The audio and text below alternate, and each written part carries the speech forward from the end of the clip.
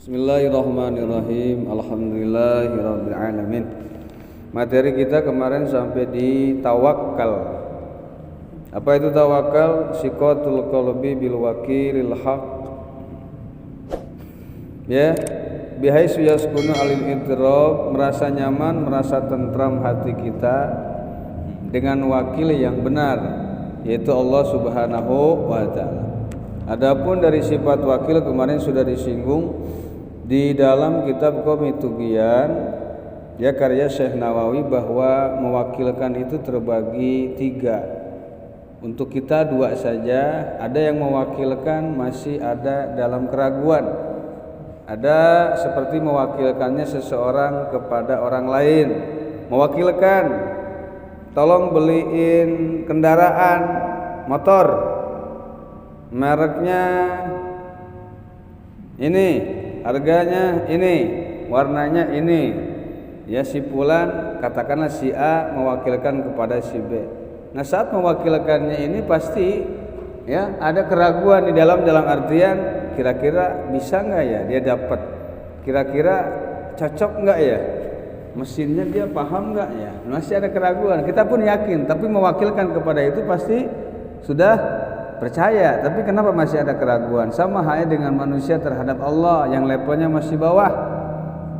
Yakin Allah itu memberikan rezeki kepada kita, yakin Allah itu memberikan kenikmatan kepada kita, tapi kenapa masih ada keraguan? Yang hebat itu yakinnya seperti anak bayi yang digendong dilempar ke atas, kata Syekh Nawawi. Ya, walaupun dia diterbangin dilempar ke atas, dia tertawa. Ya, dia tersenyum. Kenapa? Karena dia yakin akan ada orang yang mengaisnya, akan ada orang yang menangkapnya. Yakin. Nah, hal seperti itu yang sudah hebat, luar biasa. Sudah nggak ada pikiran apa-apa, tersenyum, tetap keep smile, ya, tetap tersenyum walaupun dalam keadaan wah itu kalau mau jalma biasa malah dialung-alungkan kalau gitu mewek. Tapi anak kecil itu ketawa. Karena dia yakin orang tuanya akan menangkapnya. Karena kita yakin bahwa Allah itu akan memberikan. Maka Allah tekankan di ayat yang lain, maka memahami Al-Quran itu tidak cukup dengan satu ayat saja. Nanti kita bahas di kaitan-kaitan di bab kedua. Tawakal itu kan salah satu keparduan yang batin atau yang tidak terlihat, makna daripada la ilaha. Awas, ini lupa lagi pembahasan kita. La ilaha illallah 12 huruf, 6 yang zahir fisik terlihat, 6 lagi batin tidak terlihat. Yang pertama adalah tawakal. Ini yang lagi bahas tawakal. Yang pertama tuh yang kemarin diulang kembali, tawakal. Berserah diri kepada Allah. Hadis sahih riwayat Imam Ahmad bin Hanbal, innallaha ja'ala rizqi pitah tadilli rumhi. Loh.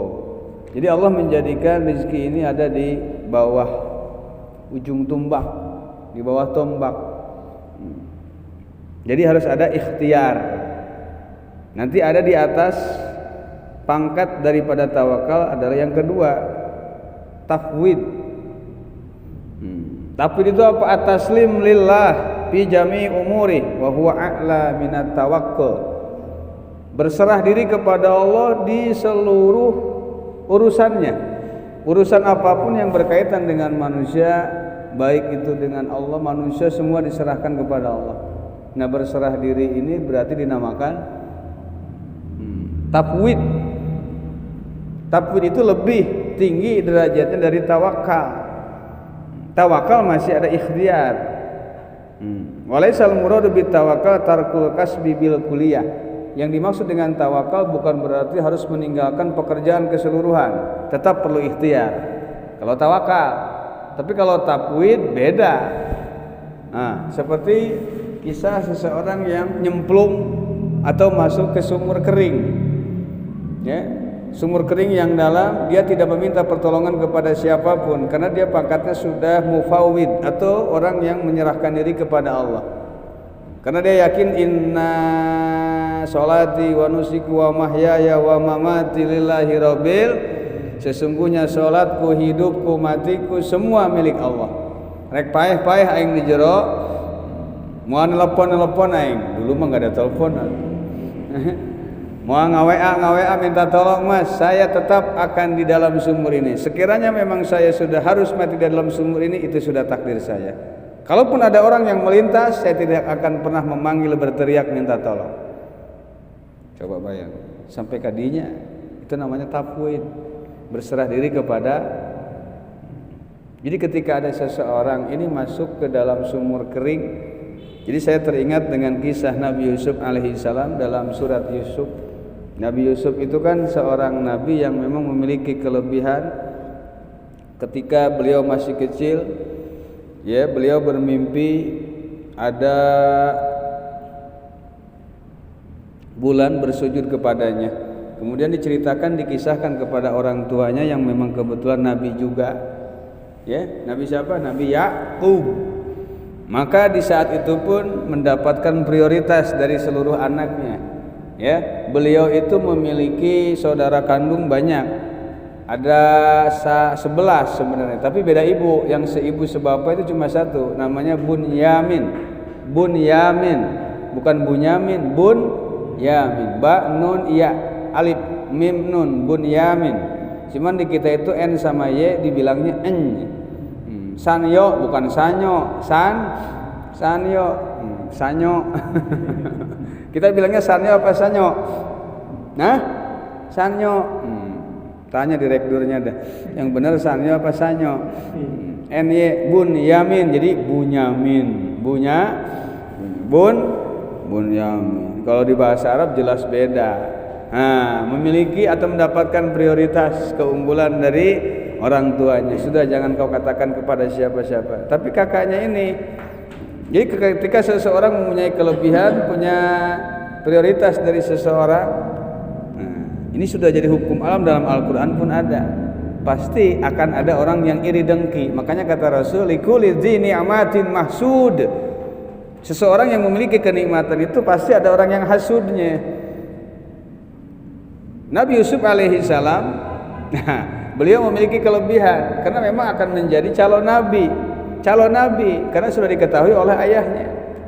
Saat itu pun kakak-kakaknya yang beda ibu, mulai dibisikkan setan, membujuk orang tuanya meminta izin, yarta wa yal'ab, izinkan kami wahai ayahanda untuk bersenang-senang dan bermain. Saya insya Allah akan menjaga Yusuf.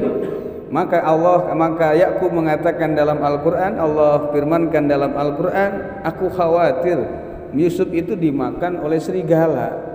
Ya, kalian ini nanti termasuk orang-orang yang lupa, lalai atau lengah.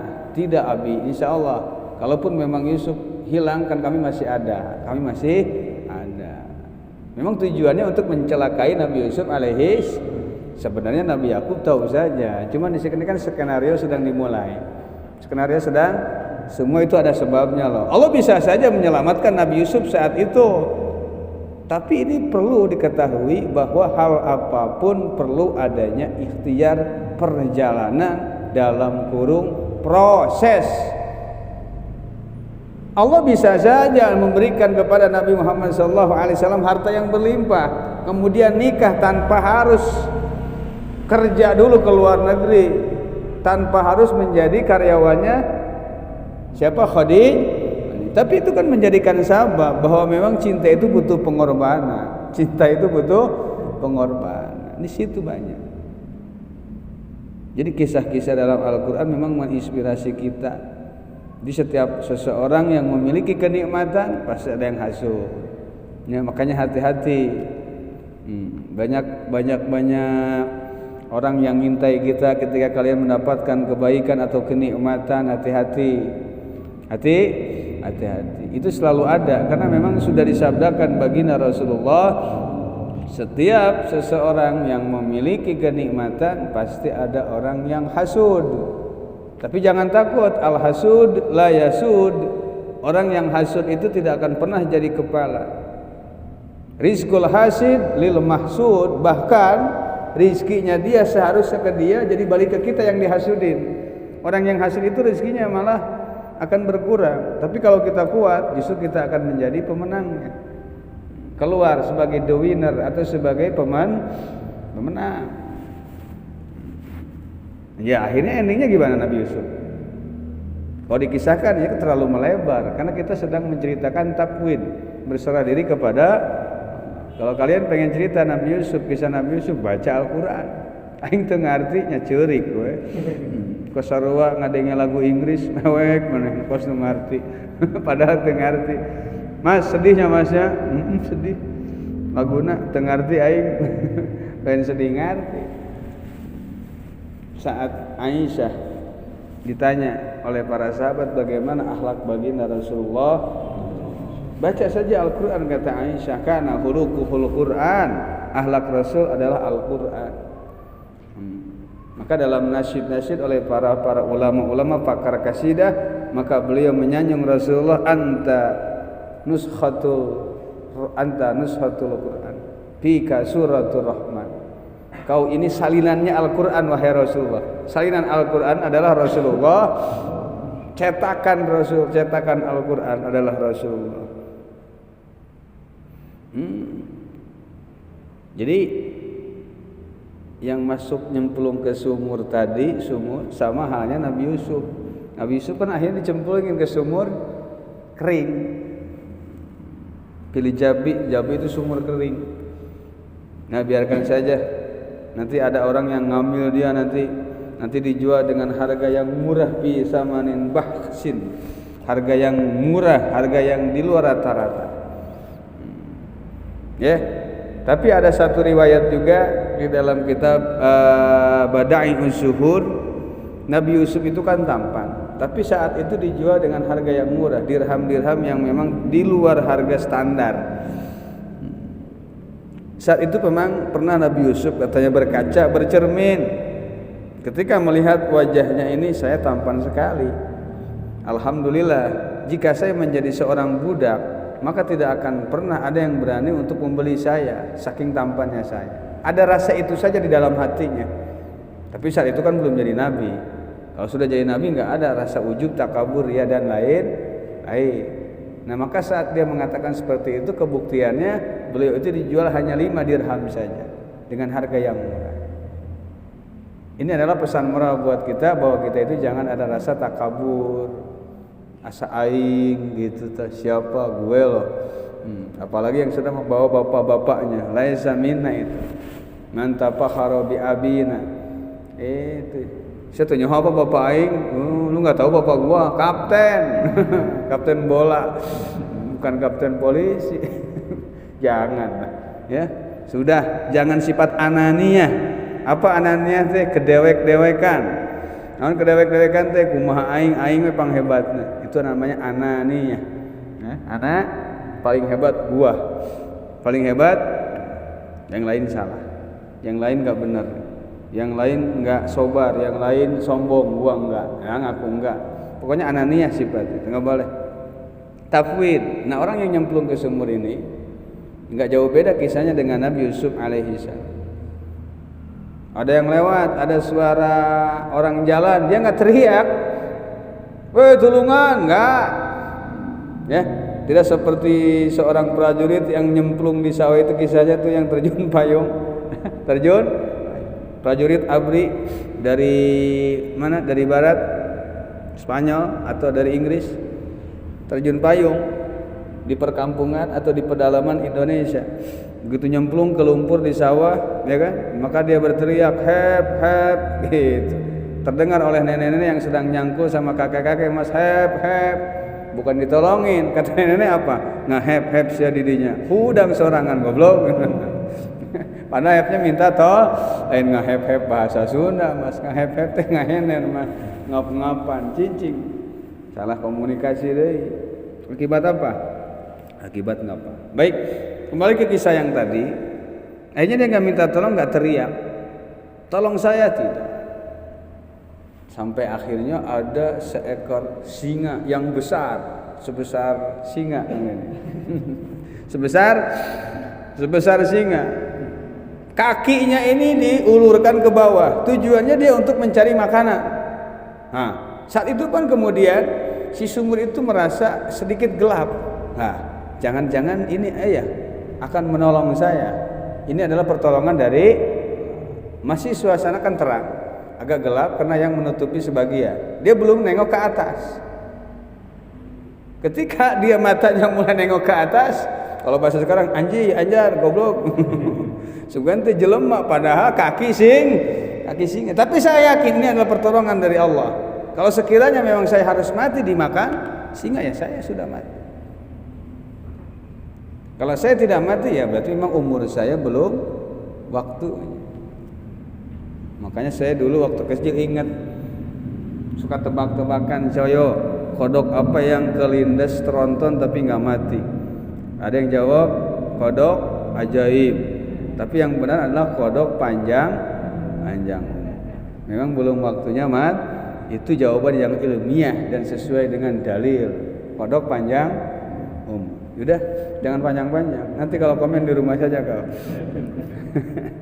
Kodok panjang.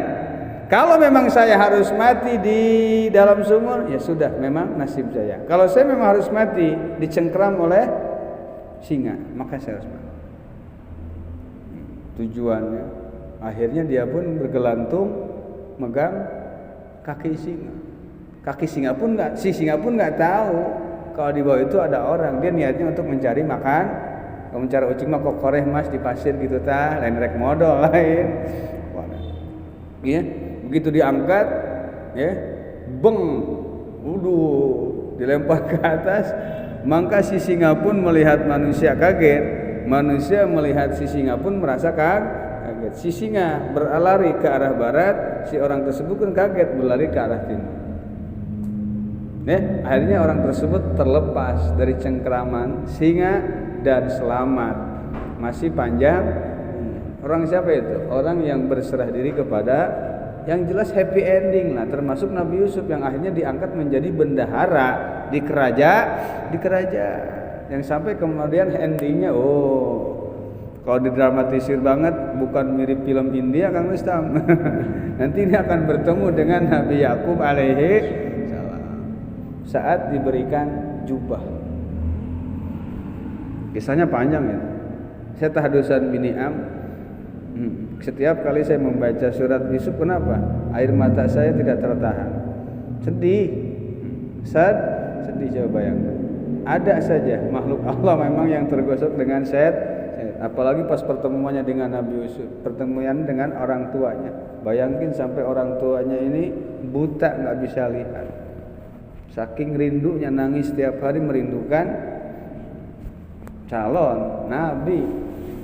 Tapi akhirnya yang memang endingnya Allah angkat derajat Nabi Yusuf alaihissalam karena Allah berikan ilmu ta'bir mimpi. Ilmu ta'bir, jika kalian diceritakan mimpi oleh seseorang, jangan kalian jawab dulu, karena saya kasihkan. Baca apa? Khairan talqahu. Mas, saya semalam mimpi ini loh mas, khairan talqahu. Ya sudah, ya. Semoga baik apa yang kau jumpai. Jadi sebelum kita ngejawab atau mentapin, ngomong kayak gitu dulu, khairan talqahu. Saya mimpi loh. Saya semalam mimpi itu, kenapa saya diselimutin sama sarung jelek ya? Wah, lu usahanya mau bangkrut tuh, jangan. Diselimutin pakai apa? Sarung atlas, kecubung atau BHS? Kalau sama BHS, berarti maju usahanya. Pakai sarung ini cap 25 yang dikucek-kucek bau tai kotok. Bukan misalnya. Sudah, jangan, tapi baca dengan khairan talq. Itu anjuran baginda Rasulullah SAW yang dikutip oleh Imam An-Nawawi dalam kitab Al-Adhkar An-Nawawiyah. Khairan talqa, khairan talqa. Tibang sak itu nyata apa kan namanya? Apa? Khairan, ingat aya nama balik ka ieu ningali pamajikan manyun poho deui. Aduh, apalagi sekarang gua belajar harus pakai kuota, beak dapur aing geus beak ya. 100.000 mah leuwih teh. Pakai YouTube ya terus manteng. Nah, ini ya. Aduh, sudahlah. Yang penting aya milikna jeung meulina eta geus teu kudu jadi pusing ieu. Bung pusing eureun sakolana teh sia-sia. Sudahlah, aman, selesai. Jadi jangan tanya siapa ini salah siapa, ini dosa siapa, kamu tak jangan ini salah saya. Tidak ada yang perlu disalah. Enggak sebaliknya ke masalah ini tafwid, berserah diri kepada tawakal. Ini yang diajarkan oleh tauhid Ahlus Sunnah wal Tauhid, pasrah wae geus ka Allah. Tawakal. Ya, berserah diri, tapi bukan berarti kita sengaja, kata ulama. Motor jangan ditaruh di luar tanpa dikunci dengan alasan tawakal dan berserah diri kepada Allah, bukan. Rasul saja mengajarkan ketika Isra wal Mi'raj, beliau kan menunggangi buraq. Nah, ketika singgah transit di Baitul Muqaddas, maka si buraqnya ini talinya kemudian dikunci kemana? Ke handle pintu masjid. Ditaliin. Ini isyarah buat kita. Kunci setang. Cari tempat yang aman, jangan mentang-mentang ngaji tauhid tapi berserah diri motor pinggir jalan, enggak, gua mah tawakal. Ada kabar hilang motornya mewek. Nah, tawakal tapi mewek. Haji, iya tutup gerbangnya mentang-mentang tenang duit gua masih banyak. Hilang beli lagi. Sekalinya hilang bu broadcast kabeh. Jangan. Kalau memang tawakal kudu mewek. Nah, geus tawakal, geus. Selain milikna batur hayangan meureun udah selesai. Kalau yang bener tawakal mah kitu jawabanna. Itu untuk curhat ka dieu ka ditu. Balik deui teu. Lumayan lah ya pemotongan ti dealer meureun lamun kredit. Lumayan lumanyun itu. Ya, jadi kesimpulan tetap pasrah diri kepada Allah, bertawakal diri kepada Allah. Tuh yang kedua, makna batiniah, makna yang tidak terlihat yang terkandung dalam kalimat la ilaha illallah. Yang ketiga apa? Sabar. Yang keempat ridho, yang kelima zuhud, yang keenam taubat. Sekarang yang ketiga, sabar. Apa itu sabar? Habsun nafsi 'alal masyaq wa 'anil jaja. Menahan diri kita menanggung kesulitan. Oh, berat ya, baik ya. Menahan diri dari menanggung dari kesulitan. Wa anil jaza, mengeluh. Ketika kita mengeluh, ini berarti nggak sabar. Berarti harus menahan diri dari keluh kesah. Keluh kesah jangan diceritain. Dia ngobrol sama temannya, gue begini ya, sebenarnya sih gue sabar-sabar aja. Justru ketika Anda itu sedang bercerita kepada teman Anda, di situ Anda memperlihatkan sedang tidak sabar. Tapi kenapa Anda mengaku sabar? Ya nggak ngaji, nggak paham definisi sabar itu apa. Definisi sabar itu, sabar itu menahan diri atas kesulitan yang dia tanggung dan menahan diri dari keluh kesah kepada orang lain, namanya sabar. Nah, kita hukum fikih kita kaitkan dengan hadis atau kaitkan dengan Al-Qur'an. Mana? Nih, sabar. Dalam surat Fatihah, Allah hanya menekankan untuk memohon pertolongan hanya kepada Allah saja. Iyyaka na'budu wa iyyaka nasta'in. Hanya kepadamu wahai Allah aku meminta pertolongan. Hanya kepadamu aku hanya beribadah ya Allah. Tapi di ayat lain Allah mengatakan wasta'inu bisabri wassholat. Minta pertolonganlah kepadaku lewat perjalanan salat dan sabar. Di ayat Al-Maidah yang lain beda lagi. Ya ayyuhalladzina amanu wabtagu ilaihil wasilah. Tuh ada. Jadi namanya yupasiru baduha badon. Ayat ini nanti berkaitan dengan ayat yang ini, nyambung lagi ke ayat yang lain. Wasta'inu bisabri wassalah itu apa? Sedekah, silaturahmi, ziarah kubur, berbuat kebaikan kepada orang tua. Itu namanya wasilah. Sama itu juga beribadah kepada Allah. Makanya ada hablum minanas, hablum minanas, hablum minallah, semuanya sama-sama meminta pertolongan. Ini juga sabar. Tuh. Iyyaka na'budu wa iyyaka nasta'in. Tapi di ayat yang lain wasta'inu bisabri wassholah. Innas sholata lakabiratun illa 'alal khashi'in. Itulah sabar. Tapi menurut Imam Al-Qami, as-sabru habsun nafsi ala karihin tatahammaluhu wa an ladhijin tufarikuh. Sabar itu menahan diri dari hal-hal yang dianggap menjijikkan dan menahan diri dari kelezatan yang sudah terpisah, kenikmatan yang sudah terpisah, kemudian dia bisa menahannya, itu namanya sabar. Kenikmatan apa? Kenikmatan kaya raya, langsung bangkrut secara drastis. Perusahaannya besar, ya otomatis konsekuensinya ketika perusahaannya besar, berarti hutangnya pun besar. Maka Anda jangan kaget ketika saham hilang langsung drastis.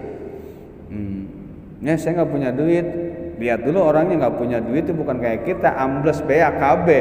Kalau dia nggak punya duit, ya nggak punya duit ratusan juta, ya 1 juta 2 juta mah punya dia. Beda cuma jelema sukses usahanya. Janganlah, ya kita mendingan yang normal-normal saja. Kalau bisa jangan ada kaitan dengan bank, apalagi banknya bank konvensional. Kalau kalian memang belum bisa, ya masih ada toleransi dari para ulama yang kontemporer tentang hukum bank syariah, bank syariah. Tapi syariah coba tetap untuk urusan masalah emas dan perak. Nah, jadi melebar nih penjabaran nih ya, dari sobat, kelezatan, kenikmatan seperti usaha, terus usaha dapat dari bank kita bahas bank. Nah, ini ngajinya ngaji balagoh, beda ngaji sistematis. Ya, sistematis mah terus eta monoton. Ini jadi ke mana-mana. Dengan piknik kita ke samudra, jangan di kolam renang terus ya. Pikniknya ke samud, kolam renang mah mentok dirinya terus, ukurannya 4x4 enggak jadi dinya. Kita coba piknik ke samud, ke samudra. Bank syariah, emas dan perak itu tidak bisa dijual belikan secara tempo. Jadi ketika ada bank syariah menawarkan emas dan perak secara dicicil itu haram dan belum bisa menerapkan syariah secara kafah. Dan kalian jangan tertarik jual beli emas dan perak via online. Dan saya menganjurkan kepada kalian jangan dulu terjerumus dengan hal-hal yang memang belum jelas. Saya sudah sebulan ini banyak yang bertanya tentang Edicash. Dan saya katakan stop, jangan dulu. Orang geus. Eta lah kelemahan kita. Geus ngalakukeun karena aku yang ngomong. Untungna teh nyaho tinggal rugina we doang. Biarah pada teh. Paham? Nah, jadi emas itu jangan lewat-lewat. Nah, yang lain daripada emas boleh. Tempo dalam artian namanya jual beli akad salam yang dikenal dengan akad jual beli online boleh selain daripada emas. Dan contoh ada yang jualan emas di Jakarta ya, posting nih di mana di online kita beli dikirim, nggak boleh ya. Jadi harus jual emas itu emasnya ada, duitnya ada, serung cereng, harus COD juga memang harus orangnya. Jadi orang toko emas datang kita bayar di tempat. Kalau itu kan enggak, bayar dulu baru dikirim emasnya, sehari baru nyampe. Dan memang rawan juga, riskan di perjalanannya. Bukan kita seujun sama kurir, takutnya jatuh dan lain. Nah, itu. Dan saya pernah kejadian juga ketika memang belanja online bukan barang yang berharga, saking numpuknya barang kadang-kadang kan jatuh, enggak ngeh dia. Coba lamun emasnya emas batang 10 kilo raga, nggak tahu kurir mah dalamnya apa, sugan teh batu. Tuh, jadi memang kalau jual beli emas itu harus tunai, saat itu pun harus langsung dibayar. Jangan emas perak, hati-hati. Walaupun nanti banknya bank syariah, tapi banknya bank syariah, berarti label doang, belum bisa menjalankan syariah secara kafah, secara keseluruh. Jadi harus sabar lah. Ketika kita jatuh harus sabar. Ketika kita bangkit harus bersyukur. Ya, dilanjut saja. Makna yang tersirat terkandung dalam la ilaha illallah yang batiniyah. Yang nomor keempat adalah ridho. Apa ridho? ginal qalbi bima kusima. Ya, lapangnya dada kita atas apa yang telah dibagikan, menerima ridho lapang dada atas apa yang sudah dibagikan oleh Allah, apa yang sudah ridho. Menurut versi ulama yang lain, tarkus sukhti, meninggalkan kemurkaan, meninggalkan kebencian. Gak ada rasa atau raut wajah yang menyedihkan atau raut wajah yang cemberut, berarti ridho. Dikasih duit 2.000, ya Pak makasih. Tapi anak kecil kan kelihatan, ketika dikasih duit 2.000 apalagi 1.000, sarua jeung lebal na pati murah pegang golok ngajak perang. Ketahuan kan, berarti dia nggak ridho. Kalau ridho itu tarkus suhti, raut wajahnya itu berseri. Ketika kita mendapatkan ujian daripada Allah, maka kita pun melamun, bersedih. Berarti kita menunjukkan belum ridho atas apa yang Allah berikan kepada kita. Saya ridho bungut sia manyun, saya ridho bungut sia kusut. Ketinggalan ridho nggak bisa. Jadi kalau kita yang ngaji ketahuan mau ridho gimana. Definisi ridho aja nggak ada dalam diri Anda. Ridho itu apa? Meninggalkan murka, meninggalkan kebencian. Jadi maka Imam Jalaluddin Ar-Rumi, ulama panutan dalam bidang tasawuf, dia selalu berseri ketika melakukan hal-hal kebaikan atau mendapatkan kesulitan. Dia selalu tertawa. Malah bahkan saat sakaratul mautnya ditangisi oleh para muridnya, dia marah. Kenapa kau menangis? Seakan kau melarang aku bersedih untuk bertemu dengan sang penciptaku. Sudah ketawa kau, nyanyi joget saja kau. Joget di sini bukan joget asli, maksudnya joget ini kan maknanya bersenang, senang kau. Harusnya kau senang melihat aku ini akan berjumpa dengan sang pencipta. Kenapa kau bersedih? Kenapa kau menangis? Seakan-akan kau tak ridho aku bertemu dengan sang pencipta. Kalau bahasa orang mah bawa santuy, nah sih make marah we tuh tanah aing lega kene. Nu kulon ulah nu batur goblok. Nah, itu santai Pak Haji nya. Hirup mah santai, tong dibawa. Kalau bisa ngomong doang ya. Mudah-mudahan bisa ngamageunana. Amin ya Allah.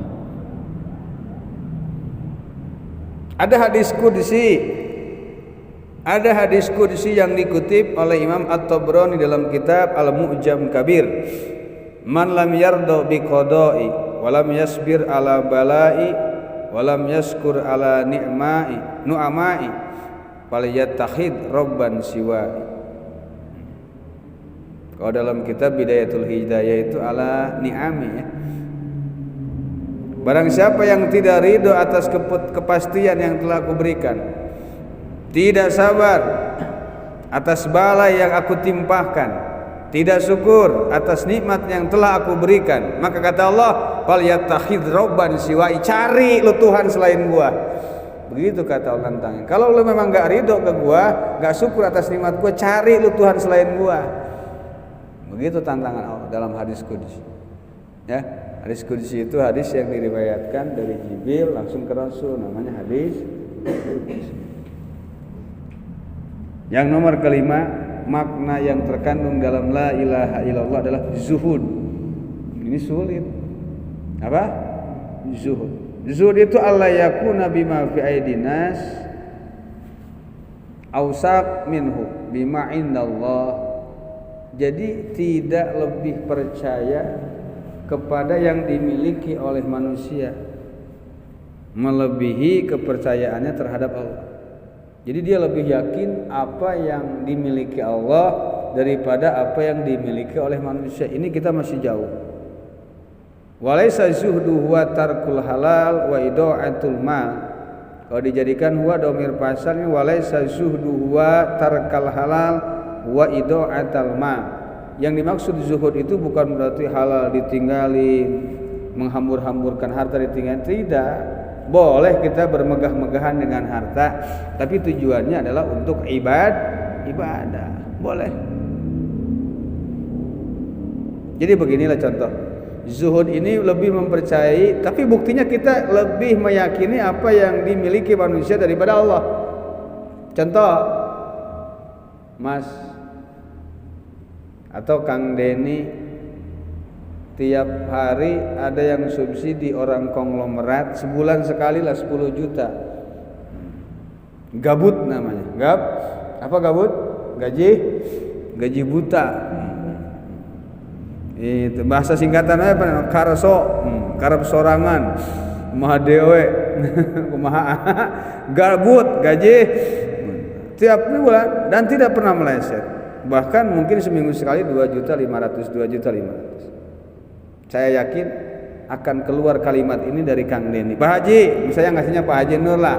Pak Haji, bila mana Pak Haji perlu ka abdi, jangankan janari, tengah wengi gedor abdi. Malah titik darah abdi jeung Pak Haji. Anjir sia. Anu kitu teh jelema. Per 10 juta lah tiap bulan. Kecil-kecil 30 juta. Konglomerat mah enggak masalah. Sudah berani mengatakan seperti itu. Wow, penghormatan, respeknya lain. Manusia. Tapi kepada Allah kalau saya tanyakan ini, kau ini diberikan nikmat kedip, nikmat bernapas oleh Allah. Berapa total per bulan? Kalau Anda sekarang terkapar atau tepar di rumah sakit, rumah sakitnya jangan yang jauh-jauh, misalnya di Bidan Fatimah Nur